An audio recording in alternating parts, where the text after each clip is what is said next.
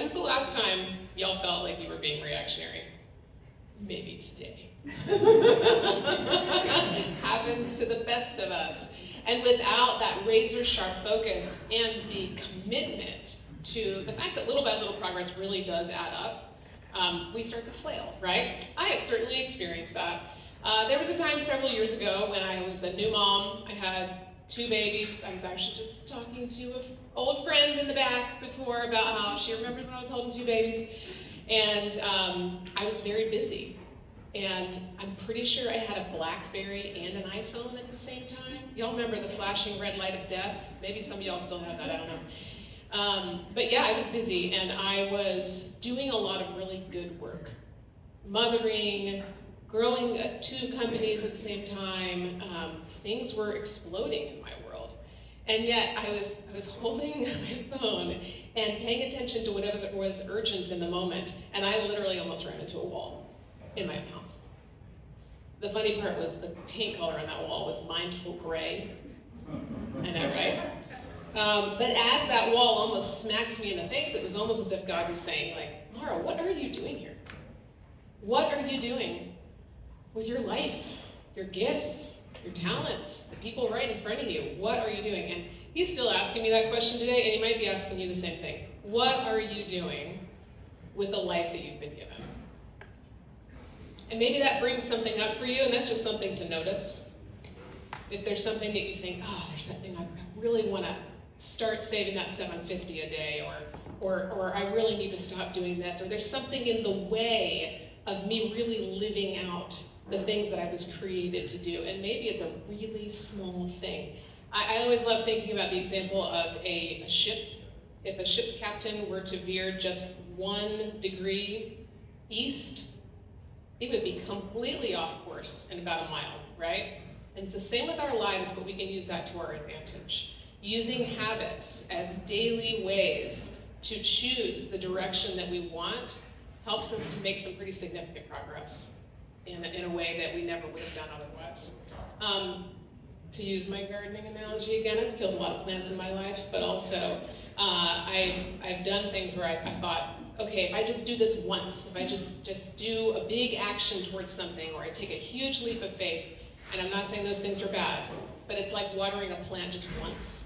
What would happen if we just took a bucket of water on this plant right here, right? We would probably drown it, and then it would die. Same with our lives. We need little by little tending over time. So for me, the habit that I keep coming back to is purposefully allowing myself to enter into that question zone where I almost got smacked in the face with the wall. And that is looking at the big picture. I always return to the big picture, constantly. And I have to have anchors in my life to do that, whether that's a weekly check-in with my goals, or a monthly hour where I'm stepping away from the day-to-day and I'm remembering, oh yeah, that's the thing that matters in the big picture. No habit has changed me more than that. And you might be listening to a lot of this that we're saying, aside from your one finance tip that you just said, and you might think, how does this affect your bottom line? It does. It does. When you are working from a place that is intentional and not reactionary, a lot of things can change in the bottom line. So, on that note, we talk a lot about goals and growth, but sometimes things are really only meant for a season. How do you know what to focus on in each season? And then how do you know maybe if there's something that needs to go? So, seasons you can look at sort of big picture seasons of your life, or short-term seasons like seasons of the year. I tend to look at more bigger, longer stretches of seasons, right? So if you look at your life, for me it's over coming up on 5 decades now, and so the first decade or 2, your season is you're pretty much doing what your parents tell you to do, right? Then you're getting out there in the real world, and for my case it was me. I was single, working hard for my 20s. I met my wife when I turned 30, so 30s became about the starting the relationship there and having our kids, and 40s has been about the kids growing up. But each of those seasons would dramatically impact the decisions I make and will continue to make, as well as take into consideration what seasons I have ahead. And that goes back to, again, that anytime you're when you're saying yes to one thing, you're saying no to something else, and vice versa. And so you're constantly trading your time, which I said earlier is my most valuable asset. So you're constantly trading your time. You have to keep that in mind in the context of where you are in your life and what's important to you in your life in the season that you're in.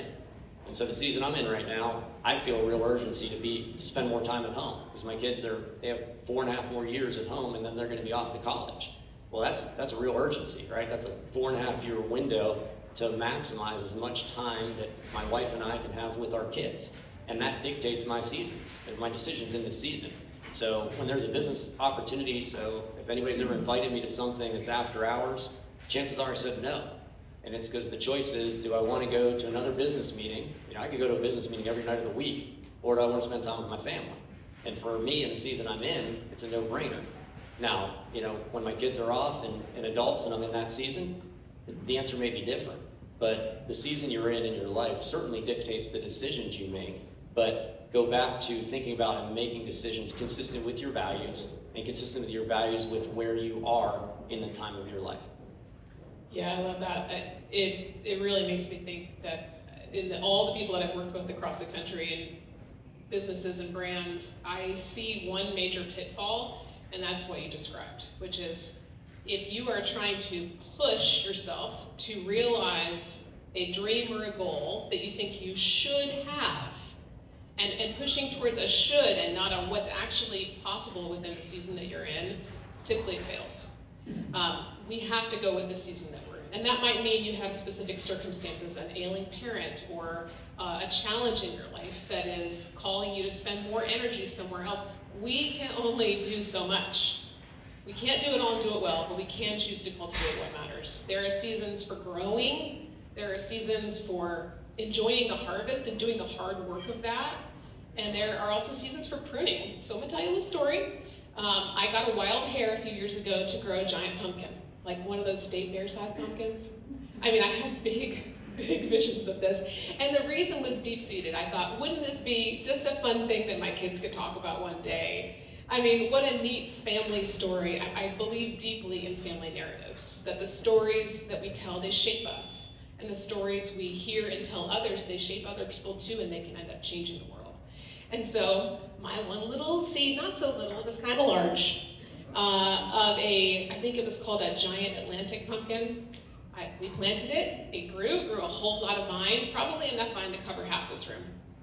And yet there were no pumpkins, so I went to my farmer friend, Russ Vollmer from Vollmer Farm up in Bunn, and I said, Russ, I have so much vine, I have no pumpkins, please help. Your everyday run-of-the-mill question. And he gave me some advice. He said, Laura, you need to go home and you need to cut off every single flower except for one female flower and one male flower. You need to pollinate the flowers together and see what happens. Now, that's risky. Does that bring up anything for you about your business or your life?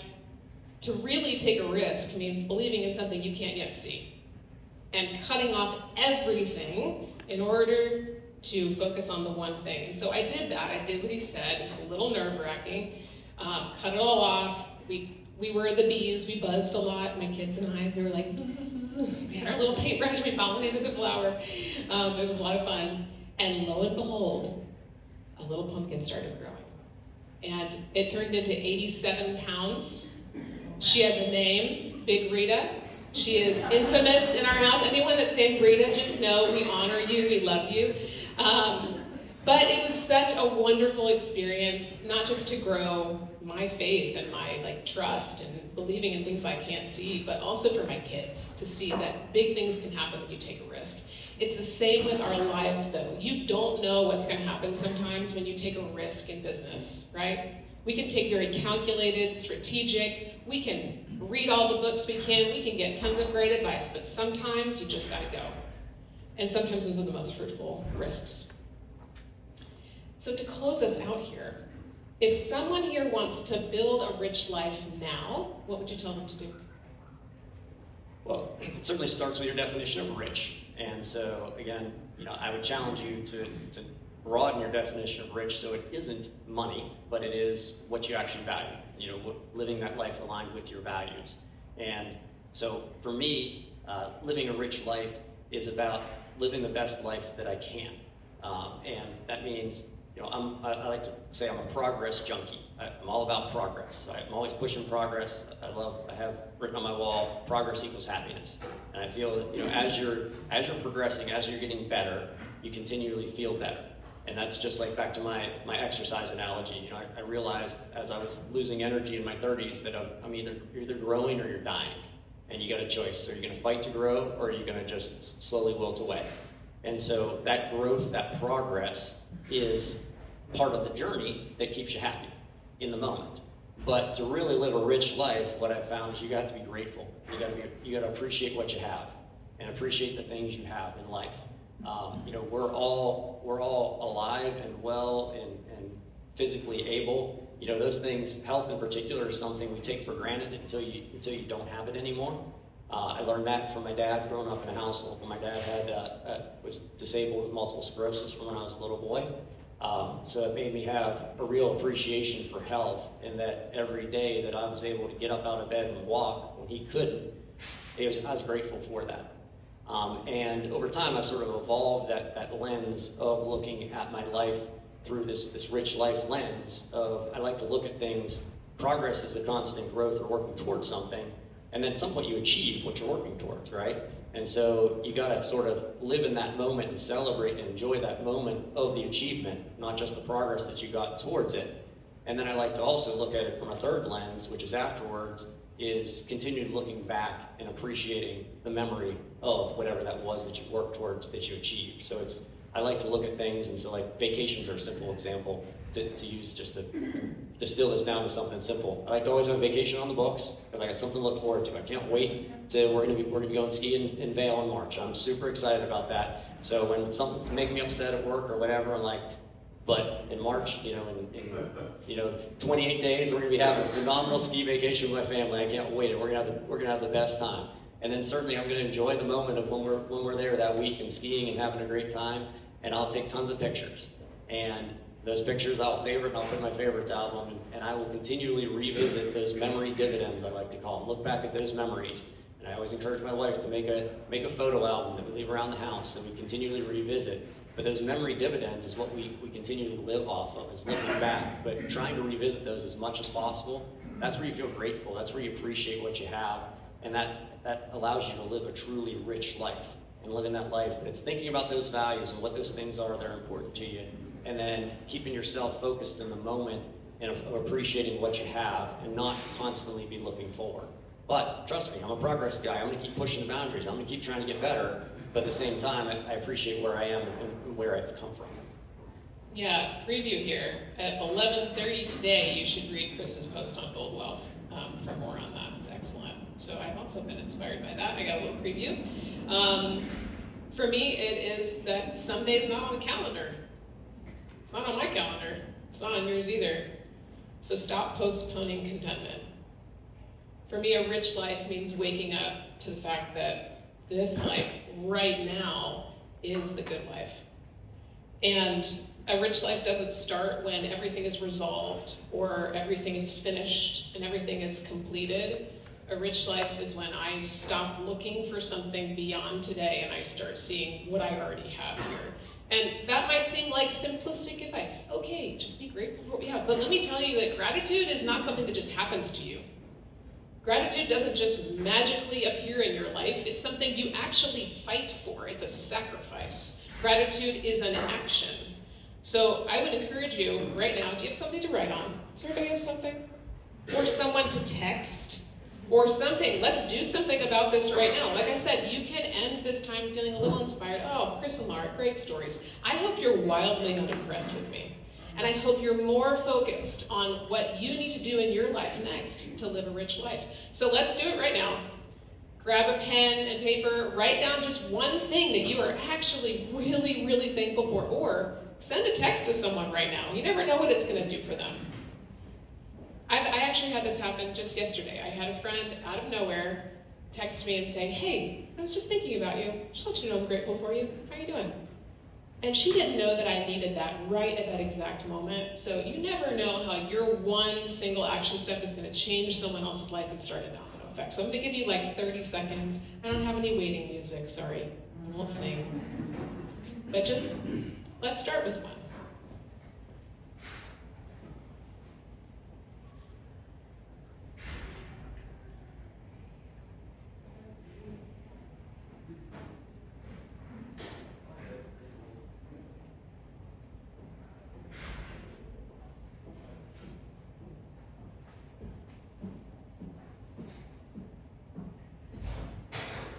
I see smiles around the room. Excellent. Excellent. Keep it going. Send those texts, write it down. I have a great friend, Simon T. Bailey. He was one of the original consultants to help Disney with their culture, and he said, you start the day determines the day. So thank you for starting your day really well with us today. Thank you for showing up. Thank you for thawing out with us. And thank y'all so much for having us. Thank you, Chris, for a meaningful conversation.